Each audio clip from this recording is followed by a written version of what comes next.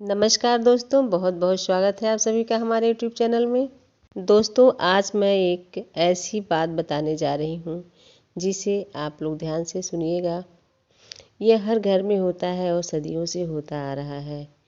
जो माँ बाप हमें पैदा करते हैं, उन्हीं माँ बाप की इज्जत घर में क्यों नहीं रहती है, इसका वजह क्या है और क्यों ऐसा होता है। कारण और निवारण दोनों इस कहानी में है। आप लोग पूरी कहानी ज़रूर सुने।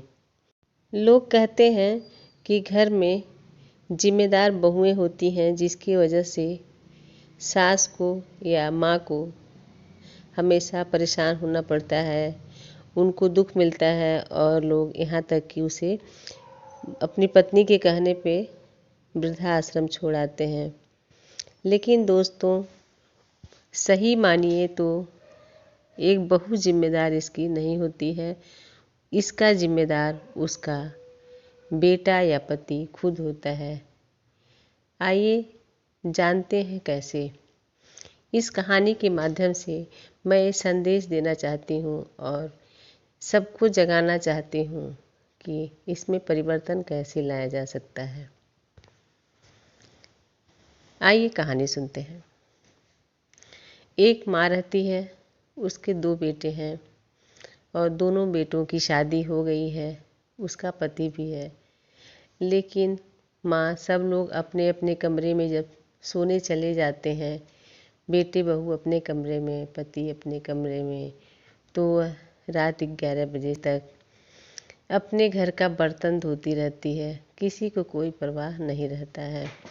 और वो फिर सुबह 4 बजे उठती है, घर में स्नान करने के बाद पूजा पाठ करती है, शंख बजाती है, घंटी बजाती है।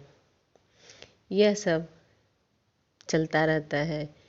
एक दिन बड़े वाले बेटे की बहू ने अपने पति से कहा, सुनते हो, अपने मम्मी को मना कर दो कि 12 बजे रात तक खटपट खटपट ना करें, हमारी नींद हराम होती है।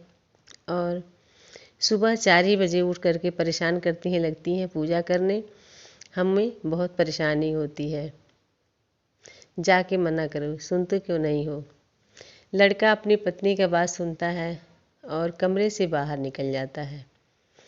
आता है, छोटे भाई का कमरा पड़ता है, उसके कमरे में से भी आवाज़ आती है। छोटे भाई की भी पत्नी यही बात अपने पति से कहती है कि जाकर अपने माँ को मना करो कि वो इतने टाइम तक रोज़ रोज़ परेशान ना किया करें, मेरी नींद हराम होती है।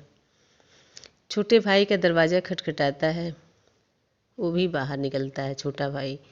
दोनों भाई मिलकर जाते हैं किचन में, जहाँ माँ बर्तन धोती होती है। फिर दोनों भाई माँ का हाथ बटाने लगते हैं, दोनों बर्तन धुलने लगते हैं। बर्तन धुलते हैं, उसके बाद माँ का हाथ धुला के माँ के कमरे में ले आते हैं। पिताजी वहाँ सोए रहते हैं। पिताजी के पास सुला के माँ से कहते हैं, माँ, सुबह जल्दी उठना तो हमें भी जगा देना। माँ सर पे हाथ फेरते हुए कहती है, ठीक है बेटा।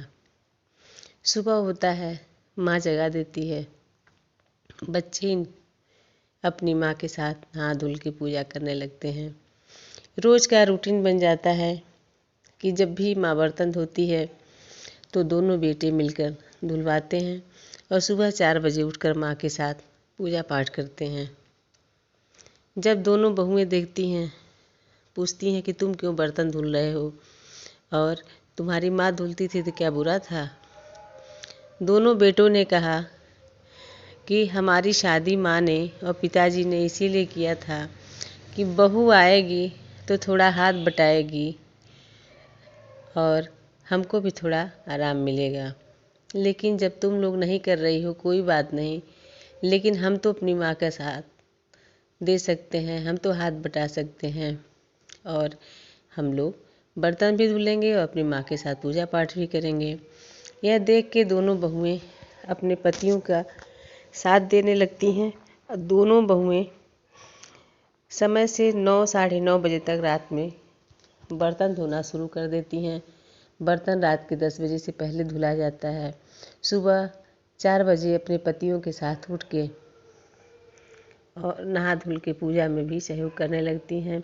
धीरे धीरे देखते देखते घर का माहौल ही बदल जाता है। माँ को भी आराम मिल जाता है और बहुओं का आलसपन छूट जाता है।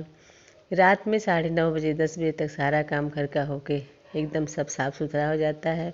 जिस घर में सुबह पूजा पाठ होने लगे उस घर में माँ लक्ष्मी का वास तो होता ही है। माँ लक्ष्मी का वास होता है तो खुशियाँ आती हैं। पति भी खुश होता है, उसकी पत्नी को भी आराम मिलता है। ये खुशहाल जीवन परिवार के साथ शुरू हो जाता है। तो अब आप बताइए कि हम अपने जीवन में कैसे अपने माँ बाप को सुख दे सकते हैं। क्या ज़रूरी है कि हम अपने माँ बाप को परेशान करें और वृद्धाश्रम में रखें? दोस्तों, मेरी कहानी अगर आप लोगों को अच्छी लगे तो प्लीज़ माँ की सौगंध आप लोग अपने बुजुर्गों का सेवा ज़रूर करिएगा और मेरी कहानी शेयर करिएगा। इन्हीं शब्दों के साथ मैं विदा लेती हूँ। फिर मिलूँगी अगले टॉपिक के साथ। नमस्कार।